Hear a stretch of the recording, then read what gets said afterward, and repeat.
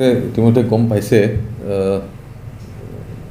4 তাৰিখৰ 5 তাৰিখৰ মাজৰ নিশা আমি এটা খবৰ পাই খুংৰিং ফৰেষ্ট ভিলেজৰ আগত চিদাগুৰি বুলি এটা জেগা তাত এটা অপাৰেশ্যন চলাইছিলোঁ।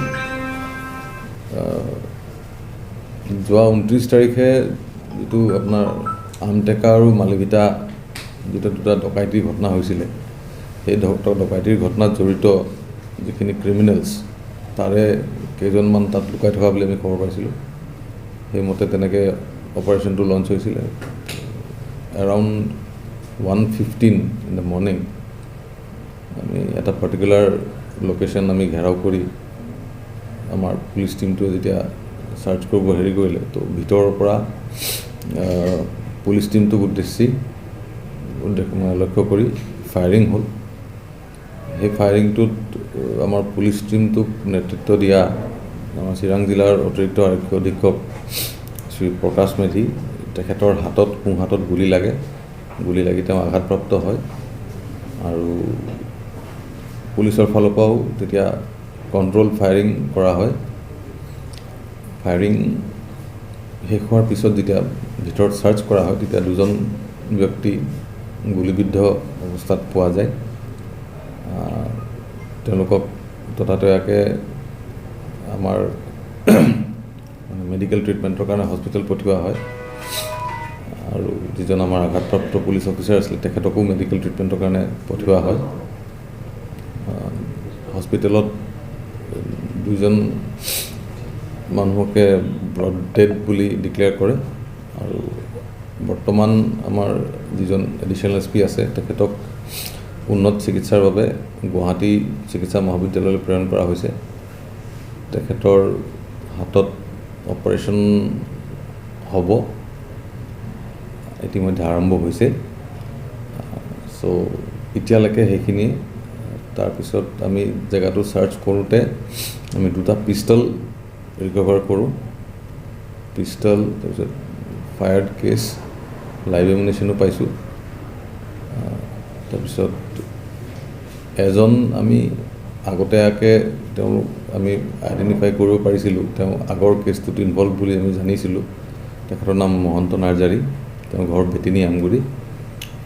আৰু ছেকেণ্ডজন আমি এতিয়ালৈকে ডেফিনেটলি আইডেণ্টিফাই কৰিব পৰা হোৱা নাই, কোনো ঘৰৰ মানুহ আমি পোৱা নাই এতিয়ালৈকে আইডেণ্টিফাই কৰিবলৈ। এজ অফ নাও এতিয়ালৈকে এইটোৱে চলি আছে। আগৰ ক্ৰিমিনেল হিষ্ট্ৰী থকা এজন মানুহ আৰু আমাৰ যিটো আমগুৰি যিটো থানাৰ যি 2টা কেছ হৈছিলে তাতো ইনভলভ থকা বুলি আমি গম পাইছোঁ। চ' সেইখিনি কথা বুলি ক'ব নোৱাৰি, বাট কোনোবা এনেকুৱা প্ৰাক্তন সদস্য হয়তো হ'ব পাৰে ইনভলভ থকা। চ' আমি সেইখিনি তদন্তৰ শেষ হোৱাৰ পিছতহে আমি গোটেইখিনি ক্লিয়াৰলি ক'ব পাৰিম আপোনালোকে। এতিয়ালৈকে যিটো গম পাইছোঁ তেখেতক মটৰচাইকেলত অহা 2জন ব্যক্তিয়ে ৰখাই পেলানি একদম গুলীয়াই হত্যা কৰিছে। মানুহ 2জন আইডেণ্টিফাই কৰিবলৈ ইতিমধ্যে আমি বিভিন্ন ধৰণৰ পন্থা আগবঢ়াইছোঁ, চ'ৰ্চ লগাইছোঁ, আমাৰ টেকনিকেল ইনপুটছো আমি ইউজ কৰিছোঁ।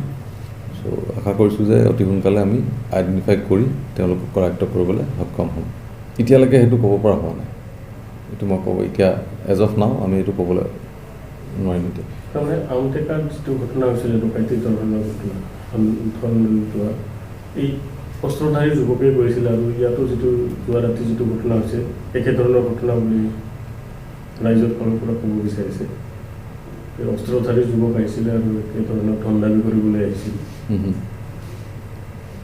ধন দাবীৰ এতিয়ালৈকে আমি এখন FIR কৰাৰ পিছতহে আমি গম পাম, FIRখন পালে। বাকী এতিয়ালৈকে আমাৰ ইনভেষ্টিগেশ্যন চলি আছে, মই ডেফিনেটলি আপোনালোকক ক'ব পৰা অৱস্থাত নাই এতিয়া।